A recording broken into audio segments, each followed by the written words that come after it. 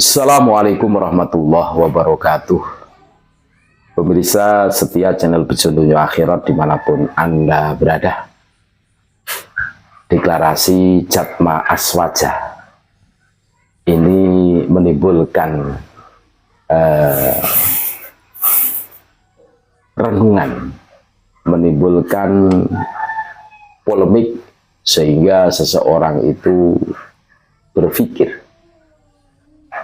ketika warga NU itu sudah mempunyai wadah bagi pengamal thorikoh, yakni Jatman, ini ada orang yang di situ yang ngesok paling NU sendiri ngakunya. Ini tiba-tiba bikinlah Jatma Aswaja, katanya untuk mewadahi para santri yang sudah kadung pengat dengannya. Ini jawaban yang ya menurut kami lucu lah, basi gitu lah. Berbicara tentang thorikoh, kita seharusnya itu tahu makna thorikoh itu apa. Dan ini kami menemukan thorikohnya Pondok Lirboyo. Nah, kita harus tahu ini suatu kisah yang sangat menarik. Romo Kiai Idris Marzuki seringkali dawuhnya bagaimana? Lirboyo itu semenjak zaman pendirinya Mbah Yai Abdul Karim itu thorikohnya taklim wa ta'alum. Wirid utamanya deres Al-Quran dan Dalailul Khairat, kitab kumpulan sholawat. Jadi thorikoh itu ada tiga.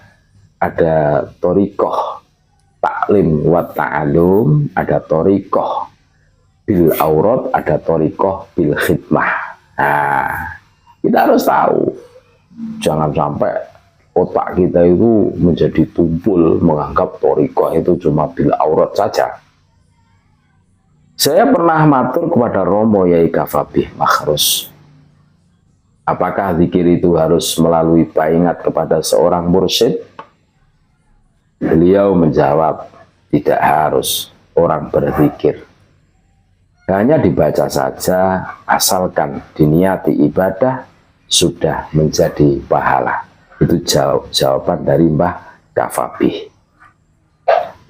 Saya juga pernah matur kepada Gus Lik Jamsaren atau Pak Lik, Masyayikh Lirboyo itu thorikohnya apa? Beliau menjawab, thorikohnya ngaji, mulang kitab. Mbah Yai Makhrus, Mbah Yai Marzuki nggak ikut thorikoh. Thorikohnya mulang ngaji atau mengajari ngaji, ngamalne isine kitab, melakoni syariat. Kalau Mbah Yai Sepuh, Mbah Yai Abdul Karim ikut thorikoh apa tidak? Pak Lek, Mbah Yai Sepuh ikut thorikoh Syatoriyah. Tapi zaman Mbah Yai Sepuh dulu, mursyidnya benar-benar kamil, benar-benar memenuhi syarat sebagai mursyid, tidak seperti mursyid-mursyid zaman sekarang. Dawuh Pak Lek memperjelas, ketika kami sowan Mbah Jat, Yai Sepuh di wilayah Nganjuk, Jawa Timur, yang terkenal alim, wirai, dan ahli riyadhah, beliau mempertegas, zaman saiki wis gak enek mursyid, eneke mujiz. Zaman sekarang sudah tidak ada yang memenuhi syarat menjadi mursyid, yang ada hanyalah mujiz atau pemberi ijazah. Kisah ini dari Kiai Riyaklo. Nah, jadi untuk apa dipermasalahkan? Jadi kelihatan ketika geng Pekalongan ini seakan-akan nggak terima karena sudah dideportasi dari ketua Jatman yang selama berpuluh-puluh tahun memegang Jatman, sehingga di situ itu bikinlah wadah baru. dengan dalih untuk mengumpulkan santri-santri beliau. Terus konsekuensi omongannya ketika pengakuannya itu sering pundaknya ditepuk-tepuk baginda Nabi katanya, suruh ngurusi NU. Di mana? Di mana segi ngurusi NU-nya? Nggak ada kalau model gini. Ini justru malah tambah rubes ini. Iya, ini seakan-akan kemunculan Jatma Aswaja ini menjadi tandingan Jatman. Terus coba kita cermati istilah-istilah yang dipakai. Wah, ngeri. Kalau ketua Jatman ya, tipu dulu itu namanya Rois Am, zaman geng Pekalongan ini, sekarang menjadi Rois Ali. Tidak kalah lagi, mereka bikin istilah ketua Jatma Aswaja ini adalah Rois Akbar fil Alam. Wah, Rois Ali kalah dari segi namanya itu. Oh, kalau urusan brandingan mereka itu ahlinya, saudara-saudara. Terus hari ini kita masih terkecoh dengan penampilan mereka yang sok sufi, sok alim, padahal ya nuwun sewu nggak ada apa-apanya.